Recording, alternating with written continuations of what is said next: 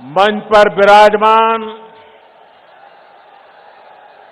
संसद में मेरे साथी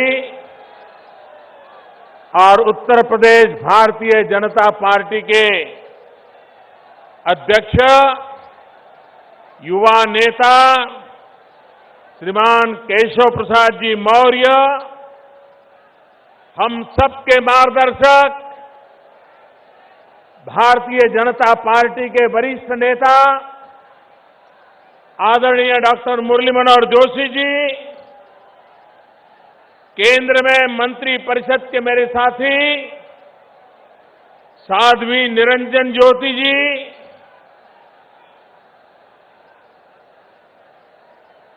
संसद में मेरे साथी श्री ओम जी, श्री देवेंद्र सिंह जी, केंद्र में मंत्री परिषद के मेरे साथी श्रीमान राजीव प्रताप रूडी जी, विधायक एवं महासचिव श्री सलील बिश्नोई जी, प्रदेश सचिव श्रीमान स्वतंत्र देव पटेल जी, श्रीमान विजय बहादुर पाठक जी, मानवेंद्र सिंह जी, कौशलेंद्र सिंह पटेल, बाबूराम निषाद, श्रीमती कृष्णा पासवान जी, प्रकाश शर्मा जी, सुरेंद्र मैथानी जी, अरुण पाठक जी, राहुल अग्निहोत्री जी, सत्यदेव पचौरी जी, श्रीमती अनीता गुप्ता जी, श्री रघुनंदन भदौरिया जी, रामशरण कटियार जी, सतीश महाना जी, श्रीमान हरद्वार दुबे जी और विशाल संख्या में पधारे हुए मेरे प्यारे भाई और बहनों,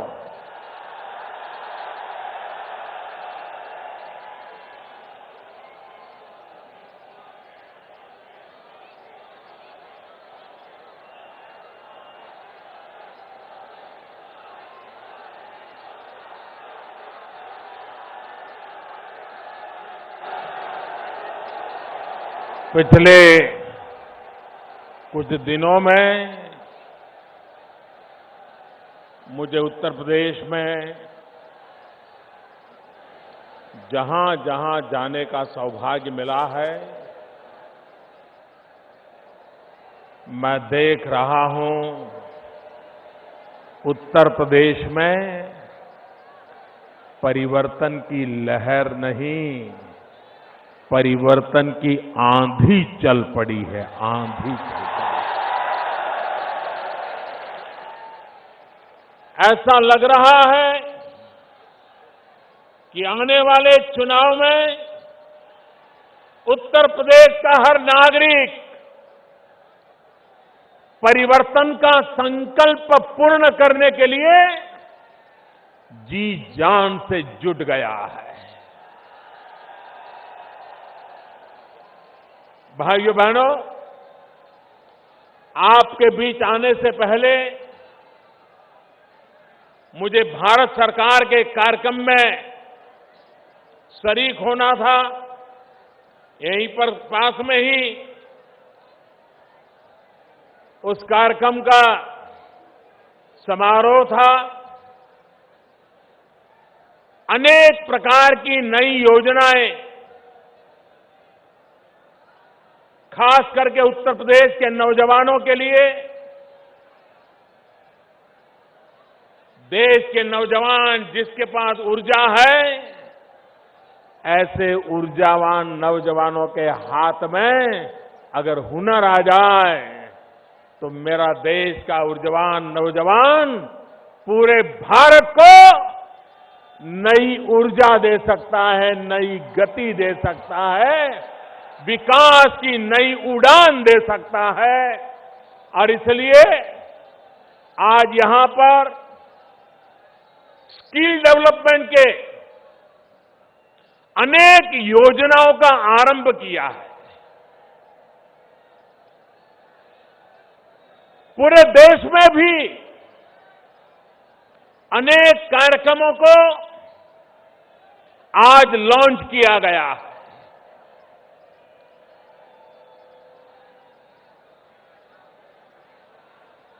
देश और दुनिया में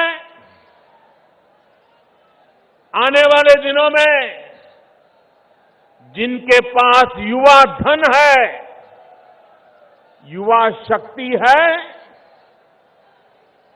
वे विश्व में अपनी ताकत दिखा सकता है, अपना अस्तित्व दुनिया के लिए उपकारक सिद्ध कर सकता है। भारत आज सौभाग्यशाली है कि भारत के पास 35 से कम आयु की संख्या 65% से ज्यादा है। जो देश नौजवान हो, जिस देश के पास ऊर्जावान युवा हो, वह देश दुनिया के सामने अपनी ताकत का परिचय करवा सकता है, लेकिन वो तब संभव होता है जब उसके हाथ में हुनर हो, काम का अवसर हो, देश में गति हो, विकास की उड़ान हो। तो भाइयों बहनों, भारत में गरीबी को खत्म करने में देर नहीं लग सकती। भाइयों बहनों, ये ताकत मेरे देश के युवा में है। आज हमने गैस पाइपलाइन का भी लोकार्पण किया, बिजली के लिए एक सबस्टेशन का भी लोकार्पण किया। ये प्रोजेक्ट एक प्रकार से ऊर्जा के प्रोजेक्ट हैं, एनर्जी के प्रोजेक्ट हैं। ये प्रोजेक्ट भी आर्थिक बदलाव लाने में ऊर्जा का काम करते हैं। भाइयों बहनों, आपने देखा होगा, ये उत्तर प्रदेश का अधिकार है, ये उत्तर प्रदेश का गौरव है कि उत्तर प्रदेश ने देश को स्थिर सरकार देने में बहुत बड़ा योगदान दिया है। 30 साल तक देश में स्थिर सरकार नहीं थी। समझौते से गाड़ी चल रही थी, निर्णय नहीं होते थे। पूरी देर एक को संभालो तो दूसरा नाराज, दूसरे को संभालो तो तीसरा नाराज। वो अपनों को संभालने में लगे, देश को संभालने के लिए उनके पास समय नहीं था, देश को संभालने के लिए उनकी प्रायोरिटी नहीं। भाइयों बहनों, आज दिल्ली में आपने ऐसी सरकार बनाई है जो सरकार गरीबों को समर्पित है। पहले दिन से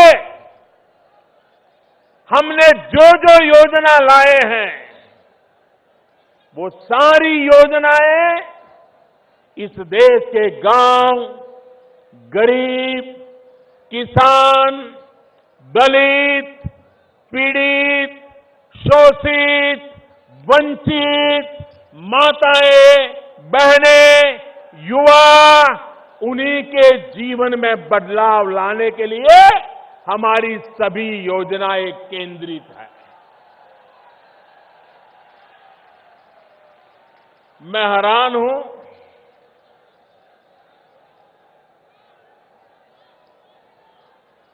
एक तरफ हम देश को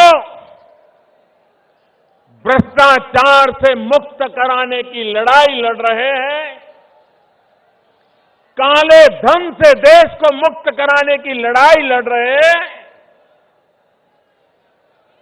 हमारा एजेंडा है भ्रष्टाचार बंद हो, हमारा एजेंडा है काला धन बंद हो, लेकिन उनका एजेंडा है संसद बंद हो, संसद बंद हो, संसद बंद।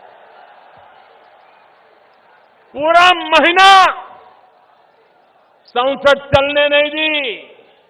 ये संसद क्यों चलने नहीं दी भाई? पार्लियामेंट में चर्चा क्यों नहीं की? राष्ट्रपति के कहने के बाद भी हो हल्ला करते रहे, नारे बुलाते रहे। ये इसलिए करते थे कि जिन मुद्दों पर सरकार चर्चा चाहती थी, इससे वो भाग रहे थे, डर रहे थे। अब तक जिन्होंने सरकारें चलाई हैं, उनके लिए हिसाब देना जरा महंगा पड़ रहा था और इसलिए संसद में हो हल्ला करो, नारेबाजी करो, स्पीकर महोदय पर कागज के टुकड़े फेंको, यही काम करते रहे। अरे म्युनिसिपैलिटी में चुने हुए लोग भी ऐसा व्यवहार करने से पहले 50 बार सोचते हैं। देश की संसद को, उसकी गरिमा को अपने राजनीतिक स्वार्थ के लिए चोट पहुंचाने का प्रयास, मेरे देशवासियों, ये बातें सामान्य नहीं है, गंभीर है। देशवासियों को समझना होगा। संसद पहले भी रुकती थी, संसद में पहले भी रुकावटें आती थी, लेकिन तब रुकावटें आती थी क्योंकि विरोधी दल मिलकर के बेईमानों के खिलाफ लड़ाई लड़ना चाहते थे, घोटालों को उजागर करना चाहते थे, घोटालेबाजों को सजा मिले इसकी मांग कर रहे थे और इसलिए कभी कभी संसद में व्यवधान आते थे। पहली बार देश में ऐसा हुआ कि बेईमानों की मदद करने के लिए कुछ लोग संसद में नारे बोल रहे थे।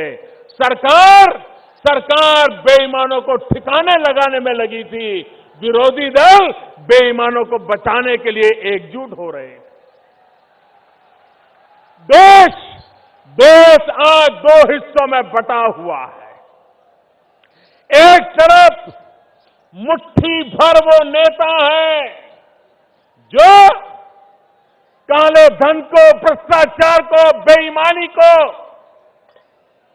बचाने में लगे हुए हैं और दूसरी तरफ पूरा हिंदुस्तान है जो ईमानदारी के रास्ते पर चलने के लिए कुछ भी सहने को तैयार है।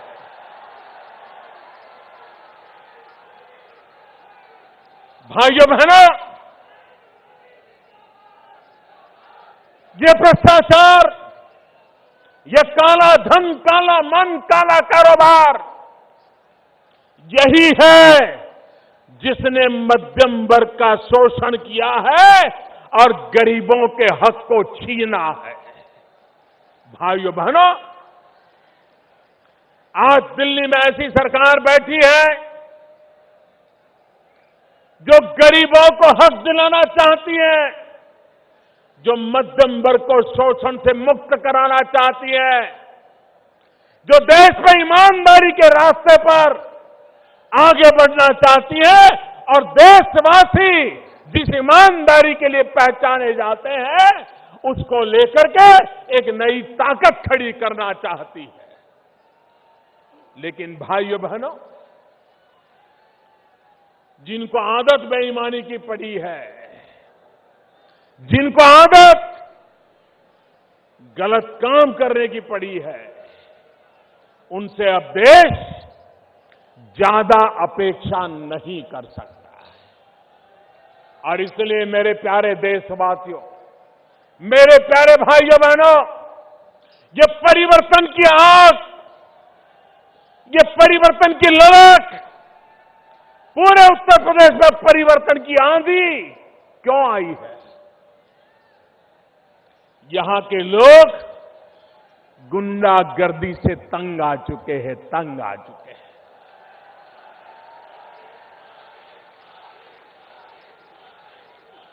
हर कोई गुंडागर्दी कर रहा है। सरकार में बैठे लोग गुंडागर्दी करने वालों को सह दे रहे हैं भाइयों, तो सामान्य मानवी जाएगा कहां? उसका मकान छीन ले, उसकी जमीन छीन ले, वो जाएगा कहां? भाइयों बहनों, जब तक लखनऊ में सरकार नहीं बदलोगे, ये गुंडागिर्दी करने वाले ठिकाने नहीं लगने वाले। सामान्य मानवी को परेशान करने वाले लोग चुप बैठने वाले नहीं है। और इस चुनाव में भी ये गुंडागिर्दी पालने वाले और गुंडागिर्दी करने वाले बेखौफ होकर के चुनाव में अनाप शनाप सब कुछ करने पर तुले होंगे, लेकिन ईमानदारी के रास्ते पर चलने वाला हिंदुस्तान का नेक दिल इंसान उत्तर प्रदेश के भविष्य के लिए संकल्पबद्ध होकर के परिवर्तन ला करके रहने वाला है, ये मैं साफ देख रहा हूं। भाइयों बहनों,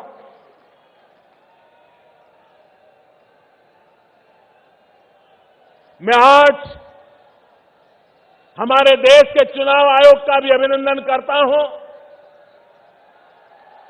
उन्होंने देश के राजनीतिक दलों को भी काले धन से मुक्ति के लिए आह्वान किया है। भारतीय जनता पार्टी इसका स्वागत करती है। भाइयों बहनों, संसद के सत्र के पहले ऑल पार्टी मीटिंग में सभी राजनीतिक दलों के सभी वरिष्ठ नेताओं के बीच में मैंने उनके सामने आग्रह से कहा था कि देश ईमानदारी चाहता है, देश ईमानदारी के रास्ते पर आगे बढ़ना चाहता है। राजनीतिक दल, राजनेता,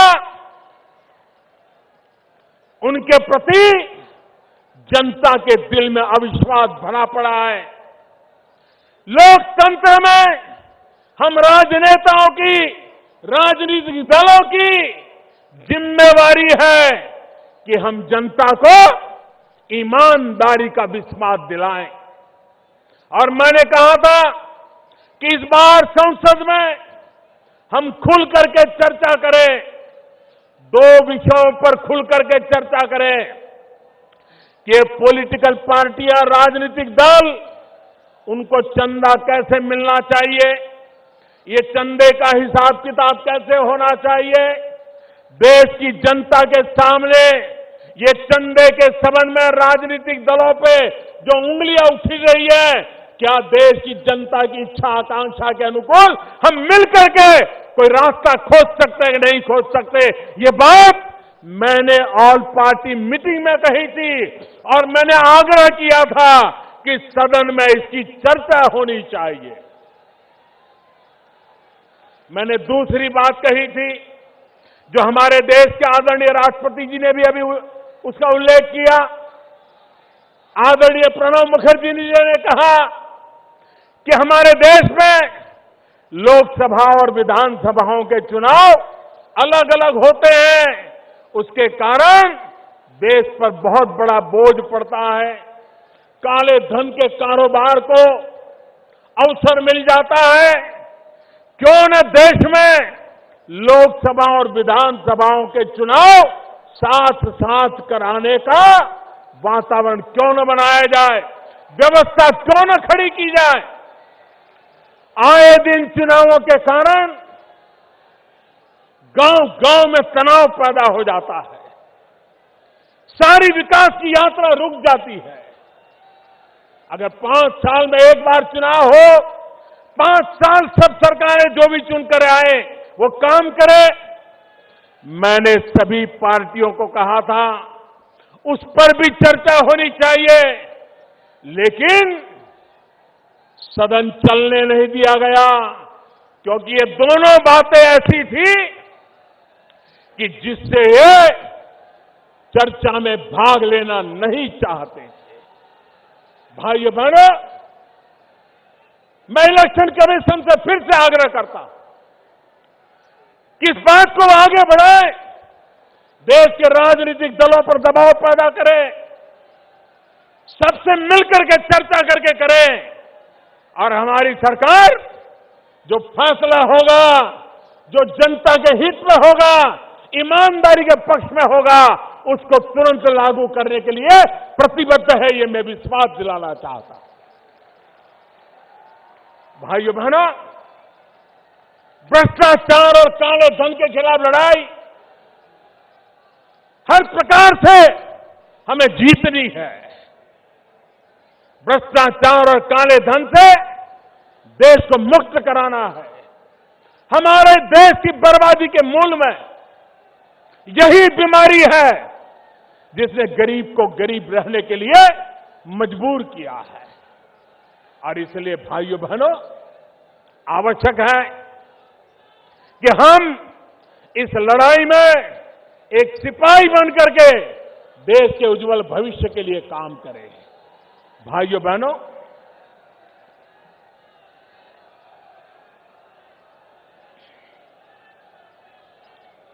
आठ नवंबर को हमने नोटबंदी का निर्णय किया। आप जानते हैं कैसे कैसे लोगों के पसीने छूट गए हैं, जिन्होंने गरीबों का लूटा है। वे आज परेशानियां झेल रहे हैं, रास्ते खोज रहे हैं। गरीबों के घर जाकर के कतार लगा के खड़े हो गए थे कि मेरे पैसे हैं, कुछ तुम रख लो, बैंक में जमा कर दो ताकि मैं बच जाऊं। भाइयों बहनों, जब 1000 की नोट थी तो 100 की नोट को कोई पूछता नहीं था। अब 1000 और 500 की चली गई तो 100 वालों की ताकत बढ़ गई, ताकत बढ़ गई। वो भी दिन थे जब बड़े बड़े लोगों की पूछ होती थी, छोटे लोगों को पूछता नहीं था। अब छोटी नोट भी पूछी जाती है, पूजी जाती है, छोटे लोग भी पूछे जाते हैं, पूजे जाते हैं। ये बदलाव आया है। भाइयों बहनों, कांग्रेस पार्टी 35 साल पहले जो कानून बनाया था पॉलिटिकल पार्टियों के हिसाब किताब के संबंध में, हमारी सरकार ने उसमें फुल स्टॉप कॉमा को भी हाथ नहीं लगाया है। और कल मैंने देखा कांग्रेस के नेता हमें बदनाम करने के लिए उछल पड़े थे। मैं जरा कांग्रेस वालों को याद कराना चाहता हूं, कांग्रेस पार्टी के लोग सीना तान करके मीडिया के सामने बोलते थे, बेशर्मी के साथ बोलते थे। जब सीताराम केसरी कांग्रेस पार्टी के कोषाध्यक्ष हुआ करते थे, परमानेंट कोषाध्यक्ष थे, और सीताराम केसरी कैसे कोषाध्यक्ष थे तो खुद कांग्रेस के लोग बोलते थे, न खाता न वही, जो केसरी कहे वो ही सही। न खाता न वही, केसरी कहे वो ही सही। ये तो उनके हिसाब किताब के तरीके थे। देश की जनता को कभी हिसाब न देना, भ्रष्टाचार पनपे तो पनप देना, खुद के फायदे में जो हो वो करते रहना, इसी का परिणाम है कि देश तबाह हो गया है। भाइयों बहनों, हम विकास की नई ऊंचाइयों पर देश को ले जाना चाहते हैं। आप मुझे बताइए,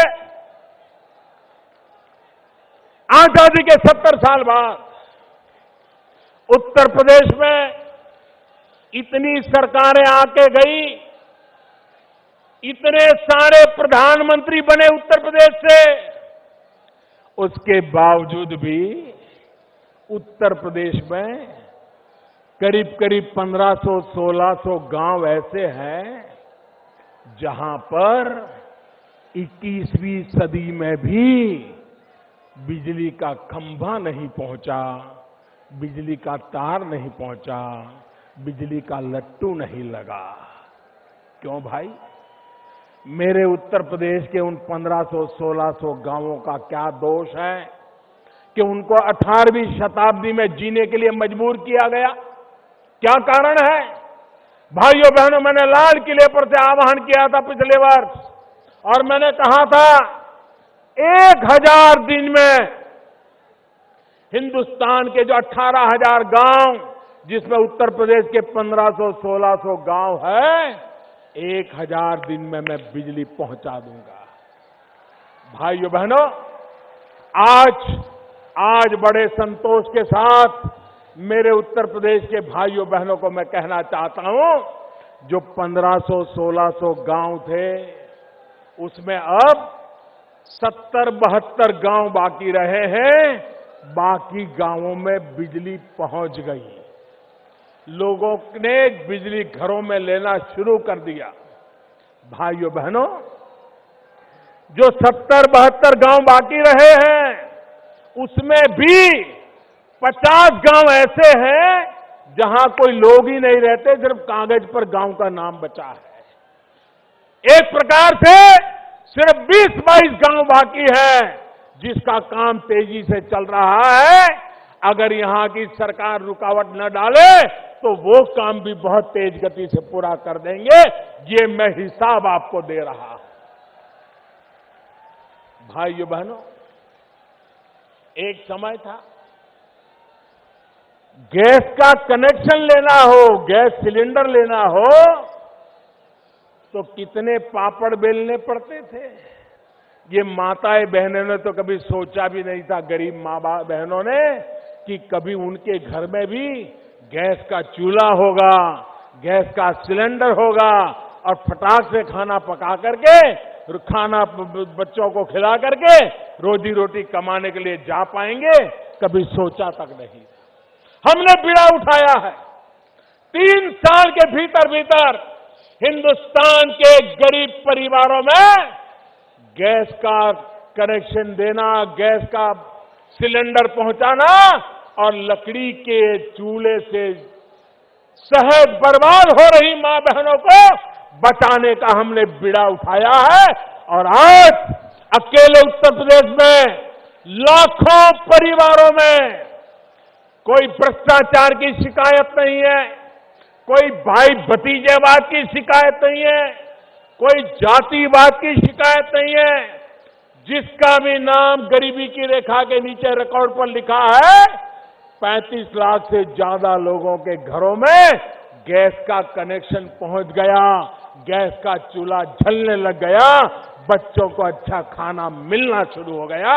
भाइयों बहनों, अगर काम करना चाहे तो काम कैसे हो सकता है, इसका ये उदाहरण आप दे सकते हैं। भाइयों बहनों, ये उत्तर प्रदेश कोई साल ऐसा नहीं जाता है जबकि गन्ना किसान परेशान न होता हो।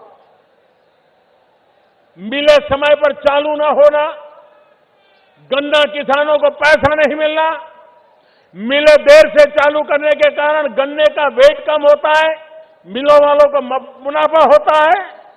पहली बार भाइयों बहनों समय पर मिलें चालू हुई है और गन्ना किसानों के 2013, 14, 15 में जो बकाया राशि 20-22 हजार करोड़ थी, उसको भुगतान करने में हमारी सरकार ने सफलता पाई है। भाइयों बहनों, ये काम होता है और इसलिए हम देश के किसान को भी ताकत देना चाहते हैं। सॉइल हेल्थ कार्ड, यूरिया का नन कोटिंग, आप जानते हैं यूरिया का क्या उपयोग होता था। मैं जरा दिल्ली वालों को कहना चाहता हूं, दिल्ली वाले बड़े चाव से जो दूध पीते थे ना, उनको पता भी नहीं चलता था कि सही में गाय या भैंस का दूध कौन सा है और यूरिया से बना हुआ सिंथेटिक दूध कौन सा है, पता तक नहीं चलता था। यूरिया का उपयोग खेत में किसानों को मिलने के बजाय देश को बर्बाद करने पर तुले हुए मुट्ठी भर लोग उसमें से सिंथेटिक दूध बना करके दिल्ली के लोगों तक पहुंचा देते थे। अब हमने यूरिया का नीम कोटिंग कर दिया। अब यूरिया का नीम कोटिंग करने के कारण उसका सिर्फ एक ही उपयोग हो सकता है और वो जमीन में, खेत में डालने के सिवाय कोई उपयोग नहीं हो सकता है। बताइए मेरे भाइयों बहनों, करोड़ों करोड़ों बच्चों की जिंदगी हमने बचाई कि नहीं बचाई? बताइए मेरे भाइयों बहनों, करोड़ों करोड़ों बच्चों की जिंदगी बचाई कि नहीं बचाई? एक निर्णय, नीम कोटिंग, यूरिया का नीम कोटिंग सिंथेटिक दूध बनाने वालों के धंधों पर चोट पहुंचा दी और देश के करोड़ों बच्चे जिनको इस प्रकार का यूरिया से बना हुआ दूध पिलाने के लिए मजबूर किया जाता था, उन बच्चों की जिंदगी बचाने का काम एक निर्णय से हमने कर लिया है भाइयों। ये नोटबंदी भी ऐसी है, एक निर्णय से अच्छों का खेल खत्म हो चुका है। कुछ लोगों को लगता था कि बैंक में पैसे डाल दिए तो सफेद हो जाएंगे। ये गलती कर गए, उनको पता नहीं था ये सरकार ईमानदारी की सरकार है, ईमानदारी के लिए सरकार है, ईमानदारों के कारण ये सरकार है। और इसलिए जो सरकार ईमानदारों के कारण हो, जो सरकार ईमानदारी के लिए हो, जो सरकार ईमानदारों के लिए हो, उस सरकार को कम मता किए फंस गए। उनको लग रहा था अब हमने टेक्नोलॉजी से ढूंढ रहे हैं कहां से रुपया आया, कब आया, वो आया था वो कौन था, सीसीटीवी कैमरा में देखा जा रहा है। और आपने देखा होगा दमादम रुपये पकड़े जा रहे हैं कि नहीं पकड़े जा रहे हैं। पहले कभी ये दृश्य देखा था? पहले कभी देखा था? ये लूटने वालों पर हाथ लगाने की किसी की ताकत थी? भाइयों बहनों, आज हिंदुस्तान के हर कोने में जिन्होंने देश के गरीबों के साथ खिलवाड़ किया है, उनका हिसाब मैं चुकता कर रहा हूं भाइयों। मैं जानता हूं इनकी ताकत कितनी है। जो लोग इतनी ताकत रखते हैं, बैंक के अफसरों को भी खरीद सकते हैं। भाइयों बहनों, वो कुछ भी कर सकते हैं, लेकिन मेरे देशवासियों, ये लड़ाई देश के ईमानदारों की लड़ाई है, देश के गरीबों की लड़ाई है। और ये सरकार ये लड़ाई जीत करके रहने वाली है, क्योंकि देश ईमानदारी की लड़ाई जीतना चाहता है।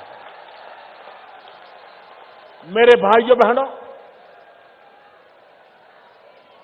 ये बात मैं भली भांति जानता हूं। इतना बड़ा देश, इतनी बड़ी जनसंख्या, इतना बड़ा कारोबार नोटों का और इतना बड़ा निर्णय, लोगों को क्या कुछ सहना पड़ा है, इसका मुझे पूरा अंदाज है। मेरे देशवासियों ने ये जो कुछ भी सहा है, देश के उज्जवल भविष्य के लिए सहा है।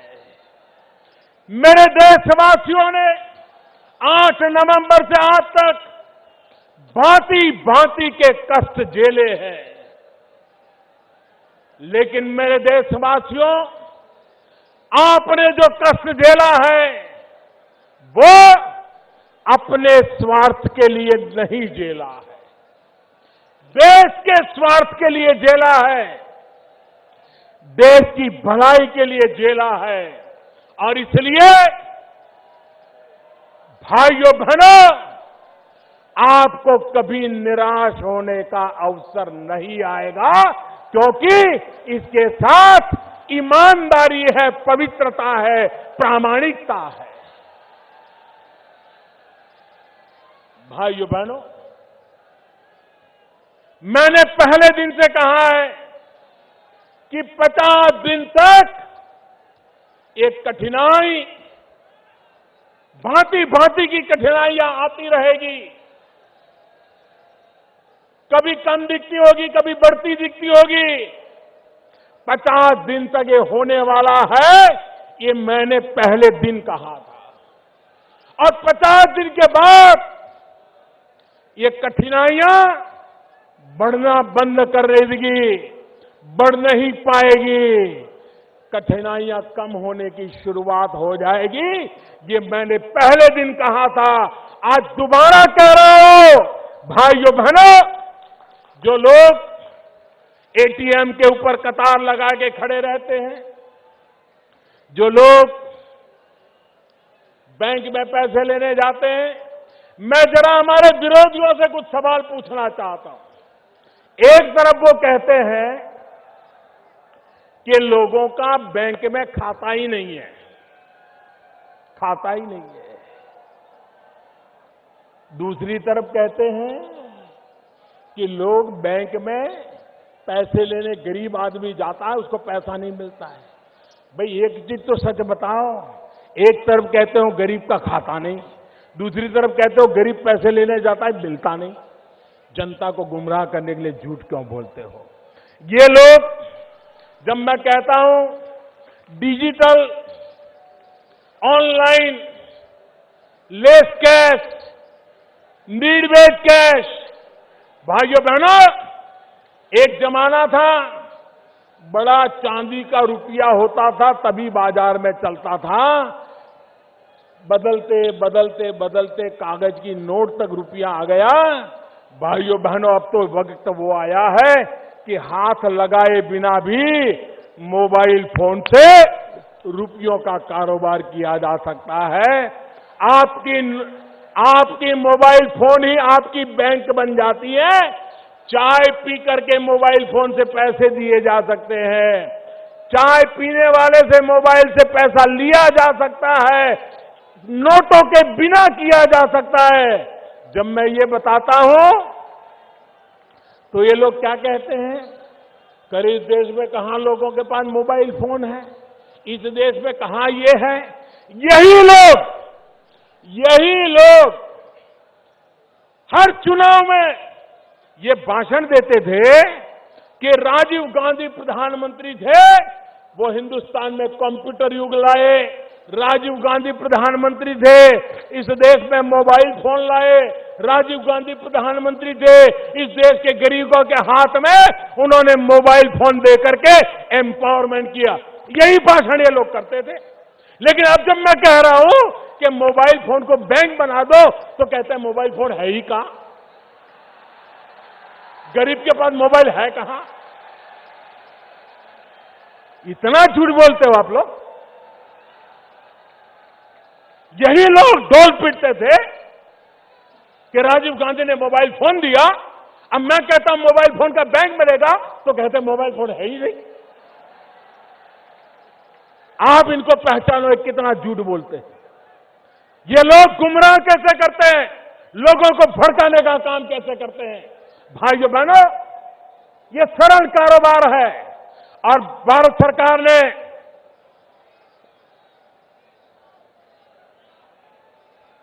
देश के गरीबों के लिए एक बहुत अच्छी योजना बनाई है। मैं ये योजना आपको बताता हूं, आप घर घर पहुंचाओगे, घर घर पहुंचाओगे, जोर से बताइए, घर घर पहुंचाओगे, हर दुकानदार को पहुंचाओगे, गांव गांव पहुंचाओगे, पक्का पहुंचाओगे। भारत सरकार ने ये ऑनलाइन पेमेंट के लिए, ई वॉलेट के लिए, डिजिटल करेंसी के लिए, मोबाइल बैंक के लिए एक बहुत बड़ी योजना बनाई है। 25 दिसंबर क्रिसमस की गिफ्ट के रूप में इसकी शुरुआत होने वाली है। और योजना ये है कि 8 नवंबर से अब तक 25 तारीख तक अगर आपने अपने डेबिट कार्ड से, क्रेडिट कार्ड से कोई खरीदी की होगी, आपने मोबाइल फोन के वॉलेट से कोई खरीदी की होगी, तो उसका एक विशिष्ट नंबर जनरेट होता है। इन सारे नंबरों का 25 तारीख को ड्रॉ निकलेगा, इनाम का ड्रॉ निकलेगा और 15,000, कम नहीं, 15,000 लोग जिनका नंबर लगेगा उनके खाते में सरकार की तरफ से 1,000 रुपया जमा हो जाएगा। ये काम हर दिन होने वाला है, एक दिन नहीं, हर दिन होने वाला है, 100 दिन तक चलने वाला है। मतलब कि हर दिन नए 15,000 लोग, जिसको एक बार मिल जाएगा उसको दोबारा नहीं मिलेगा। हर दिन 15,000 लोगों को 1,000 रुपया उनके खाते में जाएगा। 100 दिन में 15 लाख परिवारों में 1,000 रुपया पहुंच जाएगा। दूसरा, 7 दिन के बाद 30 दिसंबर को एक बड़ा ड्रॉ होगा, जिसमें लाखों रुपया के इनाम दिए जाएंगे। और 3 महीने के बाद 14 अप्रैल डॉक्टर बाबा साहब आंबेडकर की जन्म जयंती पर एक बम्पर ड्रॉ होगा और 8 नवंबर से लेकर के 14 अप्रैल तक जिसने भी इस प्रकार से कारोबार में खरीद बिक्री की होगी उनको करोड़ों करोड़ों रुपयों का इनाम दिया जाएगा। भाई, ये तो हो गया ग्राहक के लिए, लेकिन दुकानदार के लिए भी इनाम है। जो दुकानदार ये मोबाइल फोन से माल बेचता है, डेबिट कार्ड, क्रेडिट कार्ड से माल बेचता है, उसका भी अलग नंबर निकलेगा और उसका भी ड्रॉ होगा और हर सप्ताह उसको हजारों रुपयों के इनाम दिए जाएंगे। ये हर सप्ताह होता रहेगा। व्यापारियों को भी इनाम मिलेगा, ग्राहक को भी इनाम मिलेगा, लेकिन ये इनाम बड़े लोगों के लिए नहीं है, ये इनाम छोटे लोगों के लिए है। जो 50 रुपये से ज्यादा खरीद करता है और जो 3,000 रुपये से कम खरीदता है, उसी को इसका लाभ मिलेगा। 3,000 से ज्यादा खर्च करने वाले को इनाम की जरूरत नहीं होती है। ये गरीब के लिए है, गरीब के लिए। उसी प्रकार से दुकानदार जिसका साल भर का कारोबार 2 करोड़ रुपए से कम है, उस दुकानदार को ही इनाम मिलेगा। बड़े बड़े अरबों खरबों रुपयों के दुकानदारों को इसका लाभ नहीं मिलेगा। छोटे छोटे लोग, धोबी होगा, मोची होगा, दर्जी होगा, दूध बेचने वाला होगा, चाय बेचने वाला होगा, कपड़े बेचने वाला होगा, किराने बेचने वाला होगा, बिस्किट बेचने वाला होगा, छोटे छोटे लोग, ऐसे छोटे छोटे दुकानदारों को ये इनाम मिलने वाला है। और इसलिए मेरे भाइयों बहनों, आप लोग ये कोशिश करेगा आपके गांव में भी इनाम आए, आपके गांव के लोग भी मोबाइल फोन से खर्च करने की आदत डालें, व्यापारी भी मोबाइल फोन से लेन देन करना शुरू करें। आप देखिए, भ्रष्टाचार और कालेबाजारी करने वालों के दिन समाप्त हो जाएंगे। भाइयों बहनों, फिर से कभी देश में काले धन की नौबत नहीं आएगी, फिर से इस देश में भ्रष्टाचार के खेल नहीं हो पाएंगे। ये काम हम सबको मिलकर के करना है। भाइयों बहनों,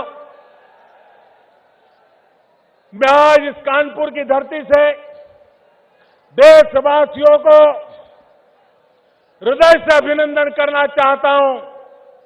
ये लड़ाई जीत हम इसलिए रहे हैं क्योंकि देश के करोड़ों करोड़ लोगों ने आशीर्वाद दिए हैं। ईमानदारी की लड़ाई आगे इसलिए बढ़ रही है कि करोड़ों करोड़ों गरीब देशवासियों ने, मध्यम वर्गीय लोगों ने, ईमानदार लोगों ने देश के लिए कष्ट झेला है। घंटों तक कतार में खड़े रहे, लोगों ने आकर के उनको उकसाने की कोशिश की, राजनेताओं ने भड़काने की कोशिश की, भांति भांति की बातें चलाई गई, लेकिन कश्मीर से कन्याकुमारी, अटक से कटक पूरा हिंदुस्तान ईमानदारी के साथ खड़ा रहा। इससे बड़ा किसी देश का सौभाग्य नहीं हो सकता। भाइयों बहनों, मैं मीडिया के मित्रों से भी आग्रह करता हूं, मैं पत्रकारिता जगत से भी आग्रह करता हूं, मैं इंटेलेक्चुअल वर्ल्ड से भी आग्रह करता हूं, लिखने पढ़ने की ताकत वालों से भी आग्रह करता हूं। आप दुनिया को बताओ, ये 125 करोड़ का देश, कई लोग ऐसे हैं जिनको स्कूल कॉलेज जाने का सौभाग्य नहीं मिला है, अशिक्षा है, गरीबी है, उसके बावजूद भी 125 करोड़ का देश ईमानदारी की लड़ाई के लिए कष्ट झेलने के लिए तैयार हुआ है। ये दुनिया के लिए बहुत बड़ी खबर है, बहुत बड़ा अजूबा है। दुनिया में कहीं ये संभव नहीं हो सकता जो मेरे देशवासियों ने करके दिखाया है। उनके जितने गीत गाए उतना कम है, उनके जितने गुणगान करे उतना कम है, दुनिया को भारत की ताकत का परिचय कराए उतना कम है। और इसलिए मैं बुद्धिजीवियों से कहना चाहता हूं कि भारत के गरीब ने, भारत के अनपढ़ व्यक्ति ने, भारत के ईमानदार व्यक्ति ने जो ताकत दिखाई है, उससे जरा दुनिया को परिचय करवाइए। ये मेरे देश की ताकत है, इसी ताकत से देश आगे बढ़ने वाला है। भाइयों बहनों, जब अच्छा करते हैं तो तप करना पड़ता है, तपस्या करनी पड़ती है और तप झेलना भी पड़ता है। मेरे देशवासियों ने अद्भुत कमाल की है भाइयों, अद्भुत कमाल की है। इतिहास इस घटना को इसलिए याद नहीं करेगा कि कौन प्रधानमंत्री था और किसने निर्णय किया था। इतिहास इस घटना को इस रूप में देखेगा कि 125 करोड़ का देश ईमानदारी के लिए कैसे खड़ा हो गया था। ये इतिहास दर्ज करने वाला है। इस लड़ाई का विजय किसी प्रधानमंत्री का नहीं है, इस लड़ाई का विजय किसी दल का नहीं है, इस लड़ाई का विजय किसी सरकार का नहीं है। ये लड़ाई का विजय ईमानदार देशवासियों का विजय है, ईमानदारी का विजय है। ईमानदारी पर देश को आगे ले जाने की लड़ाई का विजय है। और इसलिए मेरे प्यारे भाइयों बहनों, आपने जो आशीर्वाद दिया है, इसको मैं शत शत नमन करता हूं। मुझे फिर एक बार भाइयों बहनों, मुझे बताइए, हाथ ऊपर करके बताइए, ईमानदारी की लड़ाई लड़नी चाहिए कि नहीं लड़नी चाहिए? बेईमानी खत्म होनी चाहिए कि नहीं होनी चाहिए? भ्रष्टाचार जाना चाहिए कि नहीं जाना चाहिए? काला धन मिटना चाहिए कि नहीं मिटना चाहिए? काला धन के कुबेरों को सजा होनी चाहिए कि नहीं होनी चाहिए? देश का शुद्धिकरण होना चाहिए कि नहीं होना चाहिए? आप मुझे दोनों हाथ ऊपर करके आशीर्वाद दीजिए, आप मुझे आशीर्वाद दीजिए। आप ही की ताकत के बदौलत, आप ही की ताकत के बदौलत ये देश जीतने वाला है, ये देश ईमानदारी के रास्ते पर चलने वाला है। भाइयों बहनों, आओ हम मिलकर के आगे बढ़े और जो सपना लेकर के निकले हैं उस सपने को पूरा करके रहे। बहुत बहुत धन्यवाद, बहुत बहुत धन्यवाद आपका। मैं आपका बहुत बहुत आभारी हूं।